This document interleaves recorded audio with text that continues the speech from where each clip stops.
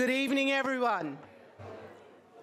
At this time, I'd like to invite Commissioner Diane Mull to come. She will introduce our keynote speaker. Diane.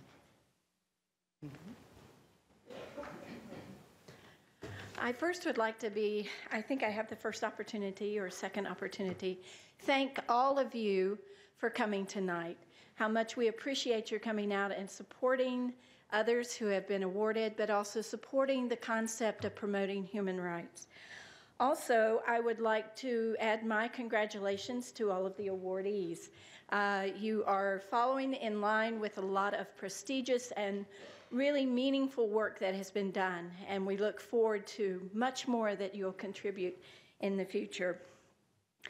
It is very reassuring for me to be able to see that the future generations will be carrying on and promoting and advocating for human rights.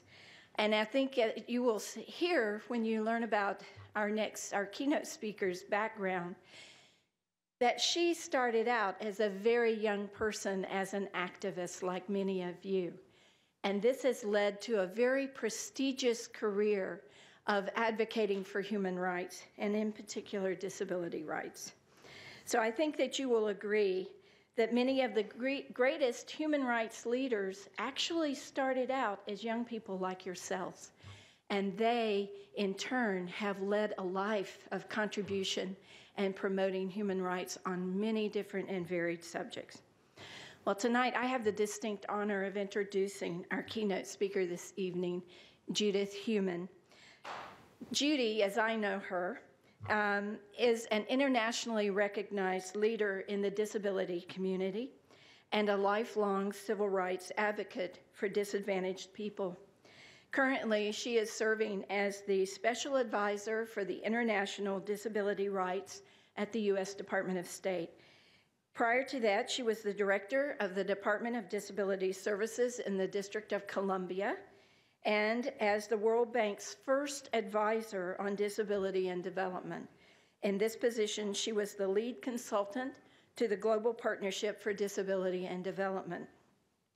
During the Clinton administration, Judy served as an Assistant Secretary for the Office of Special Education and Rehabilitative Services in the Department of Education. In this capacity, she was responsible for the implementation of legislation at the national domestic level for programs in special education, disability research, vocational rehabilitation, and independent living, serving more than 8 million youth and adults with disabilities, including youth and adults right here in Arlington County. For more than 30 years, Judy has been involved on the national and international front working on disability, working with disabled people's organizations in the U.S. and around the world. She's worked with governments and helping them to organize and establish human rights and advance human rights for disabled people. The name of the film, Judy, that just came out, Lives Worth Living. If you haven't seen that, it should be coming out on PBS pretty soon again. Okay, Independent Lens.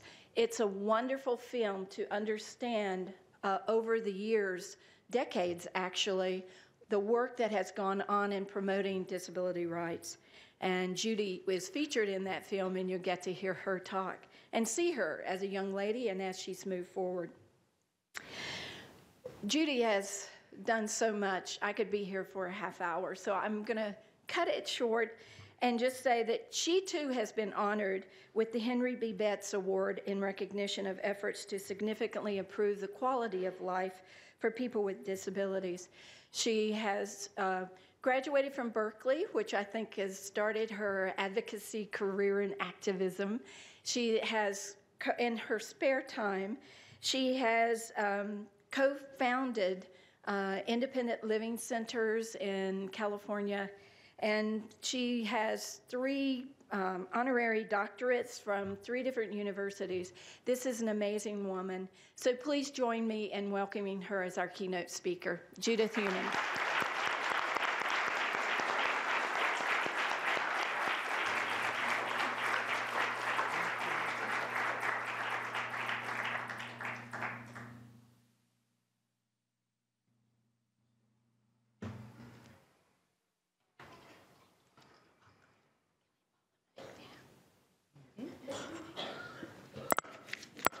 Thank you very much.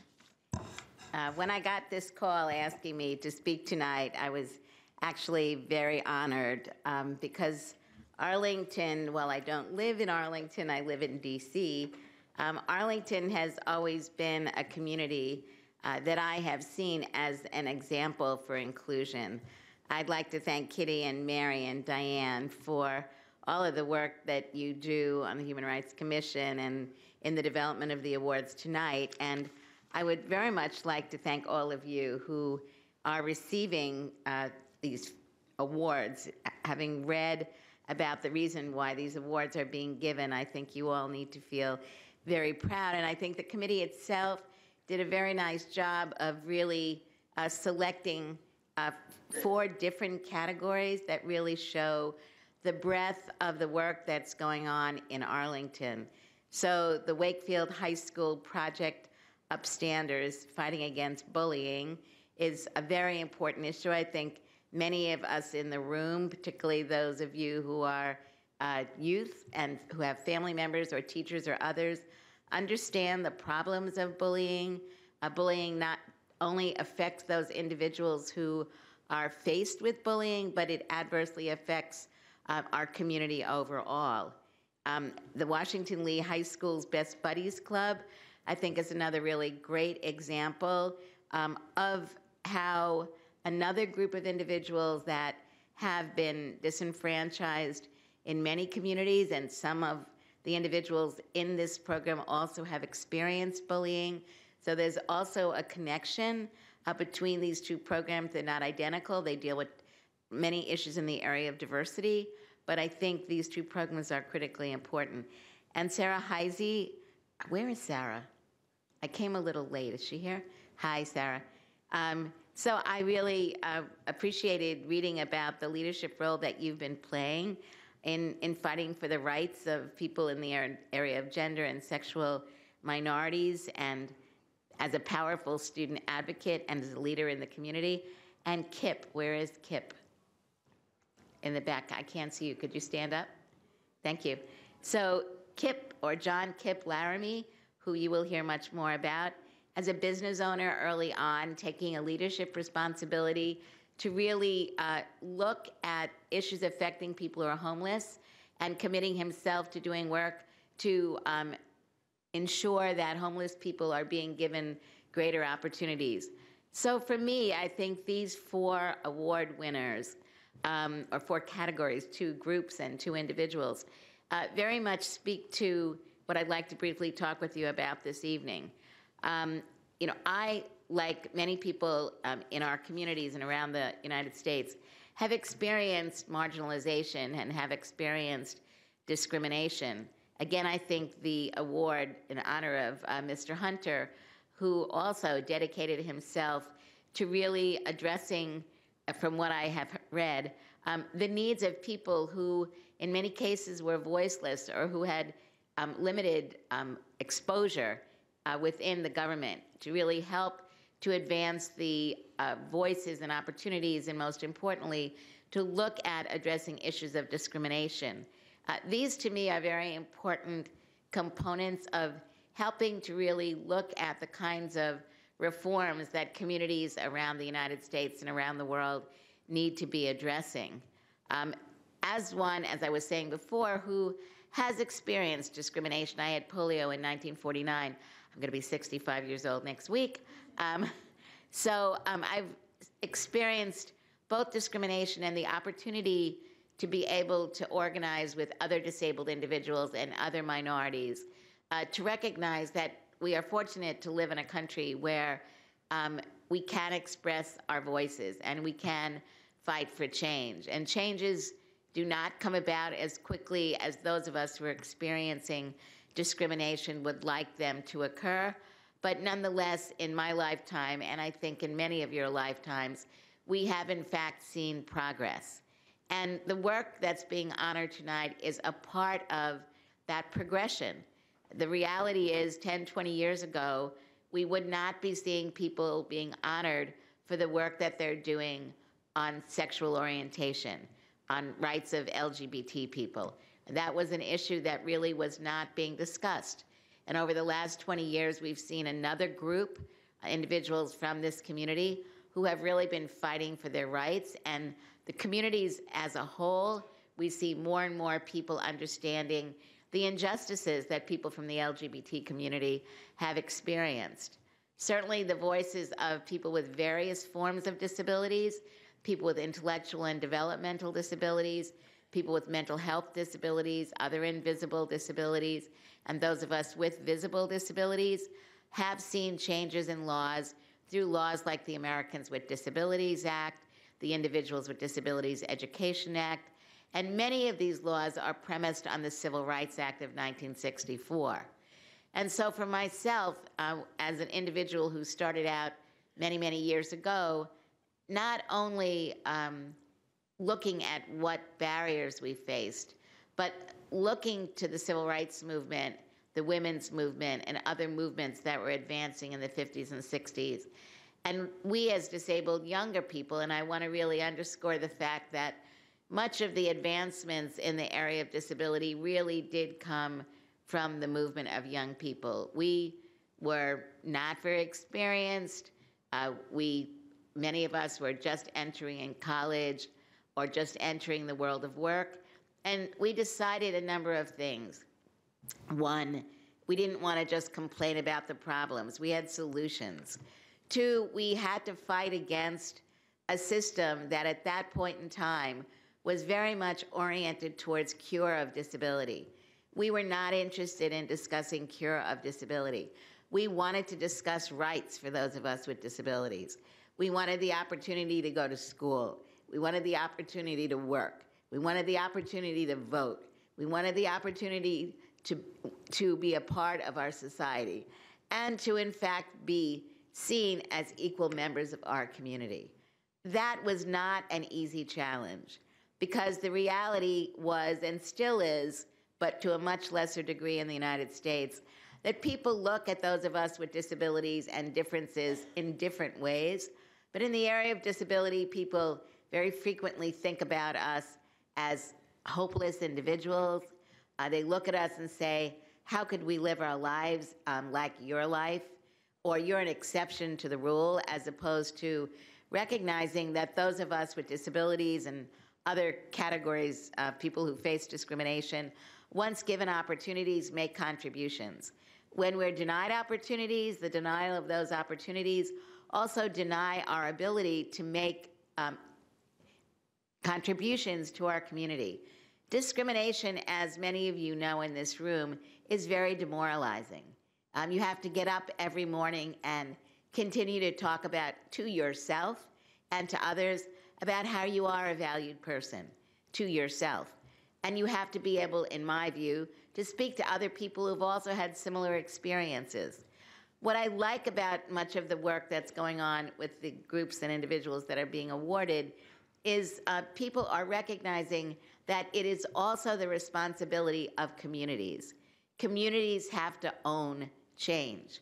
Communities have to be committed to facilitating an understanding of the types of barriers that exist in our communities and how those barriers have been limiting opportunities for people. And limiting opportunities for any group of people who are being discriminated against makes our communities weaker. And now that I'm in this position working in the State Department for Secretary Clinton, I've had the good fortune of being able to travel. So in the last 2.5 years, I think I've traveled to about 20 countries. I had traveled previously, but when I worked at the World Bank, but now in this position, the State Department, many of you may not really know what the State Department is. How many of you have ever heard of an embassy? So maybe that's where we start. So the State Department is a U.S. governmental organization. It doesn't do work within the United States. It takes what the United States is doing and tries to help share that information with people around the world. And our embassies, of course, do many things, including getting you visas and other issues that you may know about. But the embassies are really our voices in other countries. The embassies are the face of the United States. And so now that I am working on the issue of inclusion of disabled people in the work of the State Department, that is opening up another opportunity for the U.S. to be able to be seen as a country which is really working towards the inclusion of disabled people. Now, obviously, we are still working on improving what's happening in the United States. So one of the issues that I deal with on a regular basis is our Foreign Service officers are all U.S. citizens. And many of the Foreign Service officers have an understanding of issues that disabled people have faced and continue to face. But the reality is many of them don't necessarily really understand the solutions. So part of my job is to really help people, one, understand what human rights violations are against disabled people. And we can look at the United States to look at the kinds of human rights and civil rights violations that we have experienced. And I look at my own life and I talk about my life as an example of the types of barriers that we have faced in the U.S. So when my mother took me to school when I was 5 years old, the principal said I couldn't go to school because I was in a wheelchair. And they sent a teacher to my house. I didn't go to kindergarten because there wasn't any program that I could go to. And instead of my going to school, they sent a teacher to my house twice a week for a total of 2.5 hours a week. And that was considered to be an appropriate education. And then when I was 9 years old, I finally started to go to school, but I was in a regular school building with special education classes in the basement, and I went to school with other disabled children. Needless to say, the teaching that was going on in that program was pretty minimal. It was a program that had children 5, 6 years old up to 21. Students at that point did not go to high school. After they were 21 years old, they went to something called sheltered workshops. Some of you know about them. Hopefully more and more of you don't know about them because they're being closed down. But sheltered workshops really were a place where people who had disabilities were sent to quote unquote work. In most cases, people were earning below minimum wage, doing menial jobs, and jobs in many cases that were neither valuable nor were people able to do.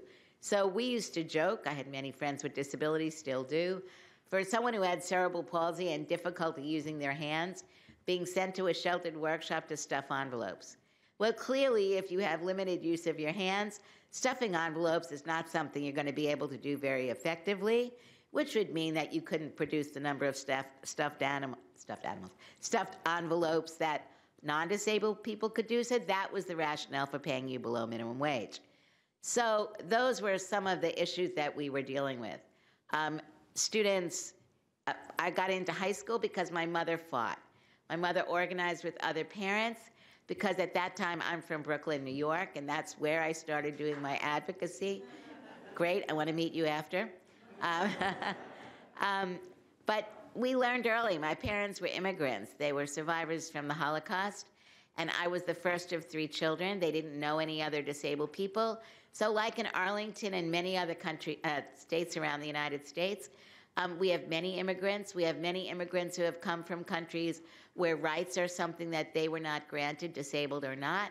People coming to the United States need to learn how to take advantage of the opportunities that exist here, that they have a right to speak out, they have a right to advocate for themselves and for other people.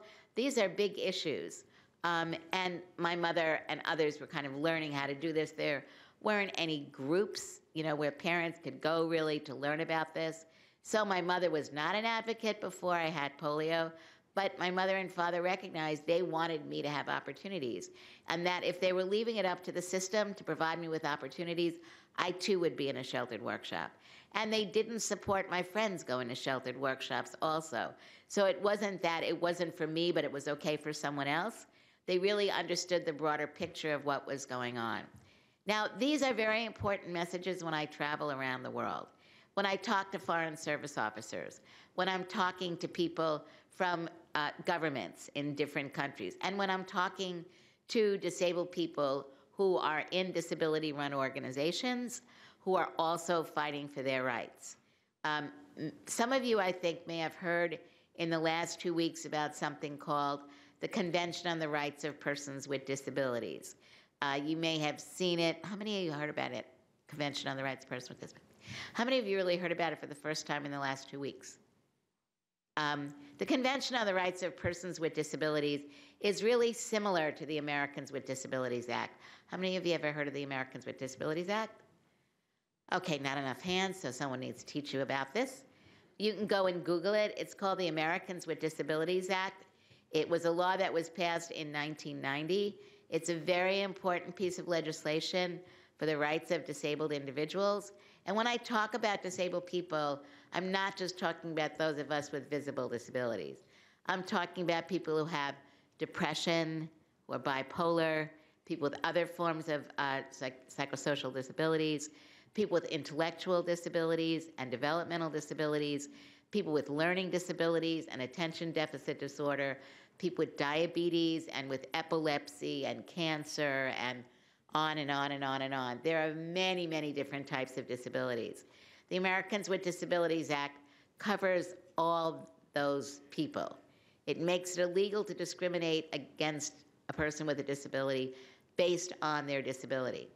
The Convention on the Rights of Persons with Disabilities is a United Nations treaty that was adopted in 2006.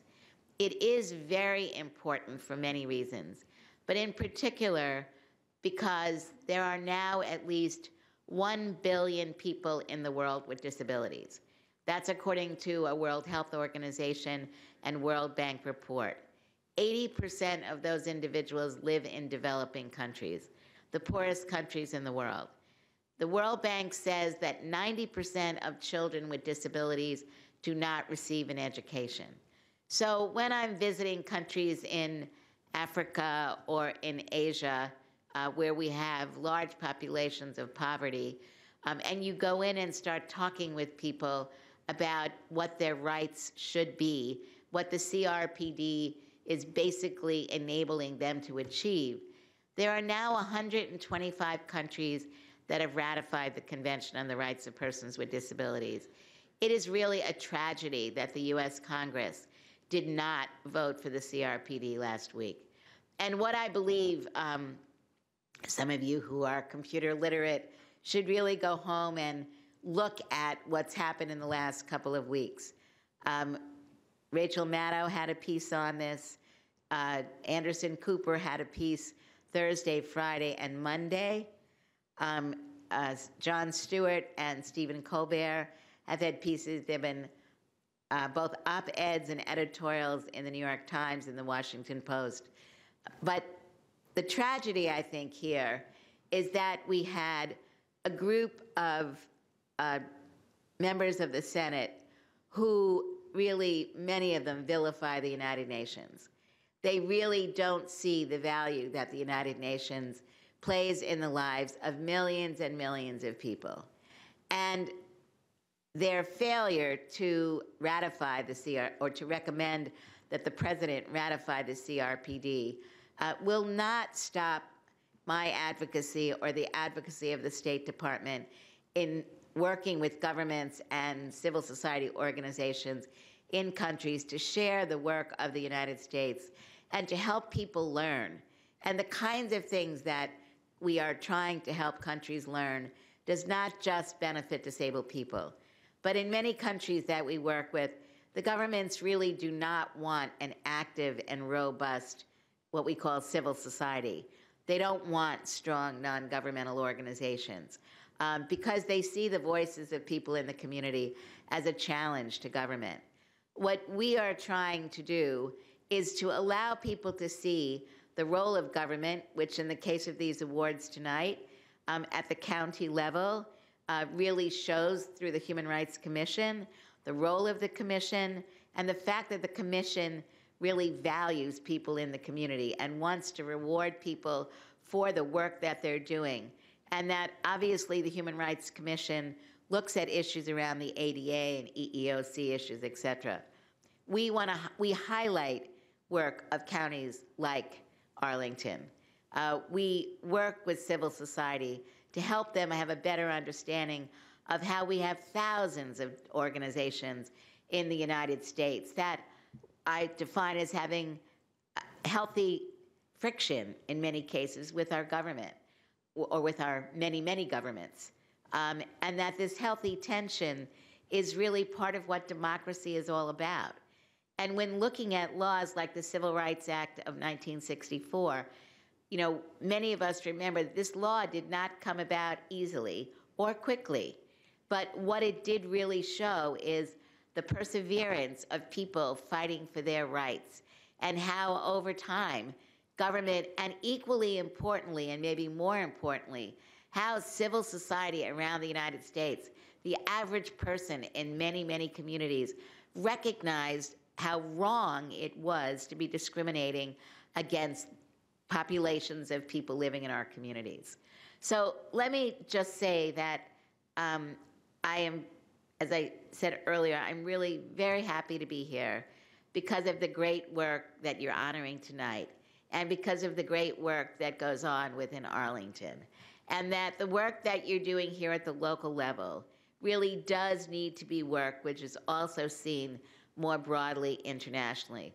I don't know, does anybody know who your sister city is? Okay, give me one or two of them. In the Ukraine, we have France in France, we have Aachen in Germany, and we have a developing one in Brazil. Okay. Brazil, yeah? Bolivia. So I don't know in the work that you're doing with sister cities whether you're highlighting your work on disability or on diversity, but I encourage you to do that. When I'm traveling and working with our embassies and others, I discuss issues like sister cities. So let me give you an example. I was in Jordan, and I had a meeting with the mayor of Jordan. And his city council where his office was, had 3 steps to get into it. He was an architect, and at the end of the meeting, I showed him the steps, and he said he would get them ramped, and his head designer said it would happen in 1 year, and he said it would happen in 2 weeks, and it actually happened in 10 days, which was a great example of how to make change. But what we also then worked on was, one of their sister cities was Chicago. Chicago has a great mayor's office on disability. And so we were linking up the mayor's office on disability in Amman with the mayor's office on disability in Chicago. We had a video conference where they were able to speak to each other, and we were looking at doing exchanges between the 2 different offices. Unfortunately, the king removed him from office, and so we are still working on moving that forward. But it was a real example of what can happen, and I could give you many, many other examples of work that we're doing. But I cannot do my job without being able to highlight work like is going on in Arlington.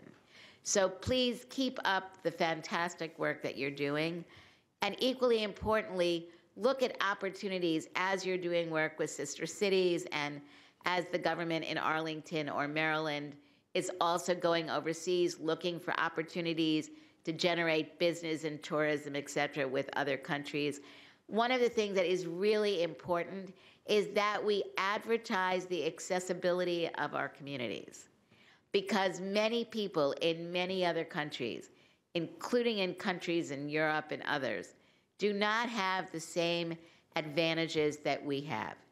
We also need to highlight the fact that it is very important to have good laws, strong laws, laws that are not just written by government, but where government communicates and works with people in the community to have a better understanding of what types of discrimination and barriers people experience, and that it's not just good laws, it's good rules, and it's not just good laws and good rules, it's also governmental agencies that have within the legislation the responsibility to monitor and enforce. And it is also important that we can demonstrate that our laws and our rules and our governmental agencies take these opportunities seriously, and that government needs to be able to demonstrate, as we recently did at a UN meeting where we brought a senior attorney from the U.S. Department of Justice and the Equal Employment Opportunities Commission, and a leader in the disability rights movement nationally, to talk about laws in the area of disability, how they've been written, how they're being implemented, benefits that we can tangibly discuss, and how civil society works with government. Those kinds of real hardcore examples. We know we're not perfect. We discuss that we're not perfect, that we have much further to go, but we should feel very proud of the work that we have been doing and that we never give up. Thank you very much.